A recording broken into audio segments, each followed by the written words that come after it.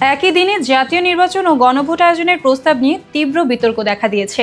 সংবিধান বিশেষজ্ঞরা সতর্ক করে বলছেন, একই সাথে দুটি ভোট নেওয়া জনগণের মধ্যে বিভ্রান্তি সৃষ্টি করতে পারে। বিশেষ করে গণভোটের নোট অফ ডিসেন্ট বা ভিন্ন মতের প্রস্তাবগুলো সমন্বয় না হলে তা গৌণ হয়ে যাওয়ার আশঙ্কা রয়েছে। তবে সরকারের ব্যয় সংকোচন ও সংস্কার বিরোধী অপশক্তি রুখতে জাতীয় নির্বাচনের দিনই গণভোটের পক্ষে মত দিয়েছেন অনেক রাজনীতিক। চলতি বছরের ফেব্রুয়ারিতে যাত্রা শুরু করে জাতীয় ঐকমত্য কমিশন ৮ মাস ধরে ২ পর্বে আলোচনায় উঠে আসে ৮৪টি সংস্কার প্রস্তাব। এর মধ্যে ১৪টি প্রস্তাবে রাজনৈতিক দলগুলো আপত্তি জানিয়েছে। গণভোটের সময় ধরন সহ ৩টি বিষয় চূড়ান্ত ঐকমত্য ছাড়াই শেষ হয় কমিশনের আলোচনা। এমন প্রেক্ষাপটে রাষ্ট্র সংস্কার সিদ্ধান্ত ও বাস্তবায়নের অঙ্গীকার নিয়ে অন্তর্বর্তী সরকার জুলাই সনদ স্বাক্ষরের তারিখ ঘোষণা করেছে।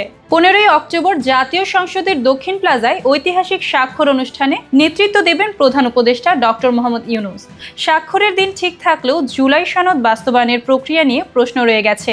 দীর্ঘ আলোচনার পরও জাতীয় সনদ বাস্তবায়নে গণভোটের বিষয়ে রাজনৈতিক দলগুলো ভোটের ভিত্তি, সময় ও পদ্ধতি নিয়ে কোনো একমত না হওয়ায় কিছু রাজনৈতিক দল গণভোটকে নির্বাচনের সঙ্গে সমন্বয় করার দাবি জানাচ্ছে।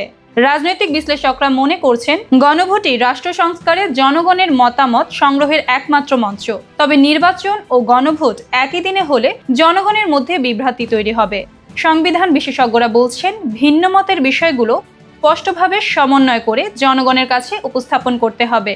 সংবিধান সংস্কার কমিশনের সদস্য ডক্টর শরীফ ভূঁইয়া বলেন, সংস্কার প্রস্তাবগুলোকে সংস্কার হিসেবে জনগণের কাছে নিতে হবে। ভিন্ন মতের তথ্য জানানো হলে গণভোট ট্রান্সপারেন্ট ও অর্থপূর্ণ হবে। সব মিলিয়ে জুলাই সনদ রাষ্ট্র সংস্কার ও গণতন্ত্রকে সুসংহত করার একটি গুরুত্বপূর্ণ পদক্ষেপ হিসেবে বিবেচিত হচ্ছে।